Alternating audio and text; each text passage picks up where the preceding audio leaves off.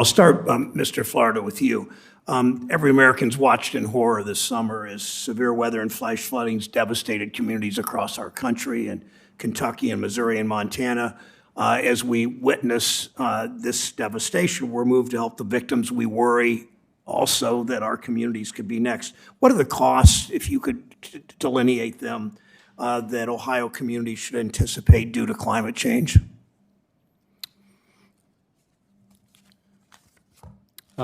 Chairman Brown, the costs that we estimate in our report are very conservative. I want to start with that. And just note here that what we're seeing is anywhere between a $1.8 billion and a $5.9 billion estimate by 2050, and that's on an annual basis. The biggest share of that in those 10 impacts that we identified is drinking water treatment and treatment for harmful algal blooms. We also see significant investment to elevate roads due to increased precipitation and flooding. But there's also costs outside of that are not recognized in just the numbers. These are lives lost. These are days missed of school for children because we're having severe heat events. Dr. Vuchala, listening to what Mr. Florida said about one state, a large state, but one state only, would you expect similar costs for communities across the country? I know you work both in the U.S. and internationally. Would you expect similar kinds of problems and costs in communities that you work with and serve? Absolutely. We're seeing many of the same challenges, roads being washed away, water systems being degraded, and the costs are worst in places where infrastructure has been least well maintained. So the places that are furthest behind in being able to keep up their infrastructure are also the ones that are likely to suffer most. And give me a couple of examples. Yeah, I think deferred maintenance of water systems in Michigan, for example, we've seen the case of Flint in places where water systems are overbuilt. It's incredibly costly for local governments to maintain these systems, to keep pressure, and to absorb the costs of climate impacts in places where they're essentially overburdened with their current infrastructure and don't have the budget and the resources to replace with something that's more appropriate for their current needs. So this is true also in the South.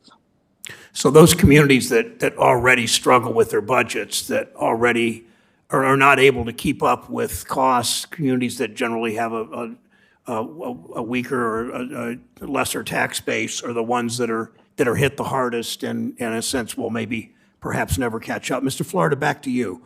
When local budgets are strained, communities have a few options. They can cut essential services like police and fire, or they can raise taxes, or obviously in some cases do both. Share some examples of how local governments in Ohio are already seeing climate change affect their budgets, if you would.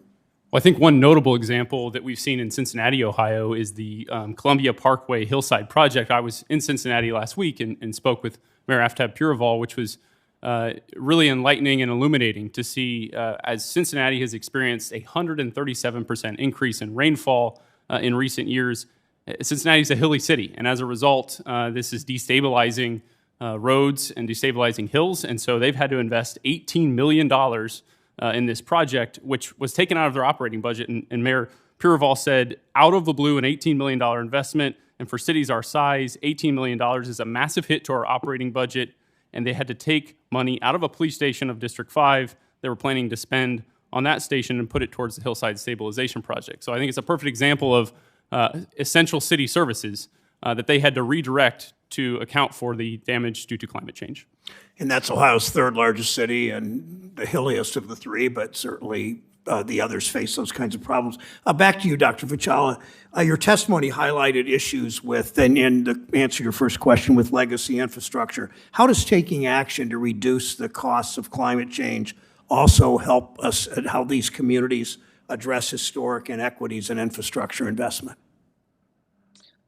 I think many of the communities that have faced the greatest environmental harms have either been divided by infrastructure, have been underserved by infrastructure, and being able to make investments in bringing this infrastructure up to a state of good repair and making sure it meets current needs can help us reach those folks who have often been last in line for infrastructure dollars and investments, and helps us deal with climate challenges.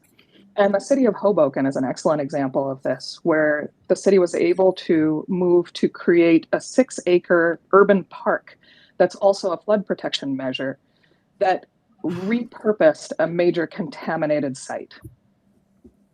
Thank you, Senator Toomey.